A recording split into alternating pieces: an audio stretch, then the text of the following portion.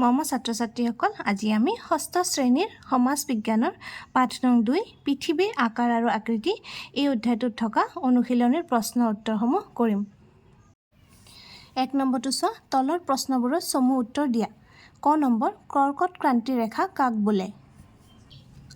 লিখা, পৃথিৱীৰ উপৰিভাগত বিষুৱ ৰেখাৰ ওপৰ ফালে 33 ডিগ্ৰী উত্তৰ অক্ষাংশত অৱস্থিত ৰেখাডালক কৰ্কট ক্ৰান্তিৰ ৰেখা বোলে। খ নম্বৰ, তাপমণ্ডল তিনিটা কি কি? লিখা, তাপমণ্ডল তিনিটা হ'ল গ্ৰীষ্মমণ্ডল, নাতিশীতোষ্ণ মণ্ডল আৰু শীতমণ্ডল। গ নম্বৰ, অক্ষৰেখা কাক বোলে? বিষুৱ ৰেখাৰ সমান্তৰালকৈ ক্ৰমে উত্তৰলৈ আৰু দক্ষিণলৈ কিছুমান বৃত্তাকাৰ ৰেখা কল্পনা কৰা হৈছে, এইবোৰকে অক্ষৰেখা বোলে। খ নম্বৰ, দ্ৰাঘিমা ৰেখা কাক বোলে? লিখিবা, পৃথিৱীৰ উপৰিভাগৰ কোনো ঠাইৰ অৱস্থান নিৰ্ণয় কৰিবলৈ অক্ষাংশৰ উপৰি উত্তৰ মেৰু আৰু দক্ষিণ মেৰু সংযোগী কিছুমান কাল্পনিক ৰেখাৰ সহায় লোৱা হয়, এই ৰেখাবোৰকে দ্ৰাঘিমা ৰেখা বোলা হয়। ঙ নম্বৰ, গ্ৰীষ্মমণ্ডল আটাইতকৈ উষ্ম কিয় হয়? লিখা, গ্ৰীষ্মমণ্ডলত সূৰ্যৰ ৰশ্মি পোনপটীয়াকৈ পৰাৰ বাবে ইয়াৰ উষ্ণতা যথেষ্ট বেছি আৰু উষ্ম হয়। ছ নম্বৰ, বিষুৱ ৰেখা কোনটো তাপমণ্ডলত অৱস্থিত? লিখিবা, বিষুৱ ৰেখা গ্ৰীষ্মমণ্ডলত অৱস্থিত। তৃতীয় ছ, মেৰু অঞ্চলত সাগৰৰ পানী কিয় গোট মাৰি থাকে?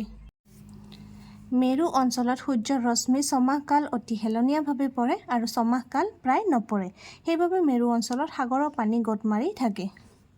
2 নম্বৰ, কেৱল উত্তৰ দিয়া। কৰ্কট ক্ৰান্তি বৃত্তটো পৃথিৱীৰ কোনটো গোলাৰ্ধত কল্পনা কৰা হৈছে? উত্তৰ লিখিবা, উত্তৰ গোলাৰ্ধত, যিহেতু আমাক কেৱল উত্তৰ দিবলৈ দিছে।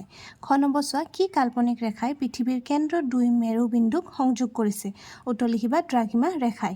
গ নম্বৰ, গোলকৰ কোনটো ফালে উত্তৰ মেৰু থাকে? লিখিবা, গোলকৰ কোনটো ফালে? উত্তৰ ফালে। খ নম্বৰ, বিষুৱ ৰেখাৰ অক্ষাংশ কিমান? লিখিবা, 0 ডিগ্ৰী। তাৰপিছত ঙ নম্বৰ, তুমি কোন গোলাৰ্ধৰ বাসিন্দা? লিখিবা, উত্তৰ গোলাৰ্ধ। 3 নম্বৰ, শুদ্ধটোত শুদ্ধ চিন দিবা। মুখ্য দ্ৰাঘিমা ৰেখাৰ মান হৈছে কিমান? 0 ডিগ্ৰী। তাৰপিছত শীতমণ্ডলৰ অৱস্থান হৈছে, শীতমণ্ডলৰ অৱস্থান কোনটোত হয়? মেৰু অঞ্চলত। তাৰপিছত বিষুৱৰ পৰা কিমান ডিগ্ৰী অক্ষাংশৰ মকৰ ক্ৰান্তি পোৱা যায়? এইটো হ'ব 33 ডিগ্ৰী দক্ষিণ অক্ষাংশ। তাৰপিছত সুধিছে 1 ডিগ্ৰীৰ অন্তৰে অন্তৰে দ্ৰাঘিমা ৰেখাৰ মুঠ সংখ্যা হ'ব কিমান? 360 ডাল। 4 নম্বৰৰ ক, বিষুৱ ৰেখাৰ পৰা উত্তৰ আৰু দক্ষিণ দিশে বিস্তৃত হৈ থকা তাপমণ্ডলটোৰ নাম কি? তাপমণ্ডলটোৰ নাম কি? গ্ৰীষ্মমণ্ডল। খ নম্বৰ, সূৰ্যৰ ৰশ্মি অতি হেলনীয়াভাৱে পৰা অঞ্চলত সাগৰৰ পানী সাধাৰণতে কি অৱস্থাত থাকে? সাগৰৰ পানীবোৰ কি অৱস্থাত থাকে? গটা বা বৰফ অৱস্থাত থাকে।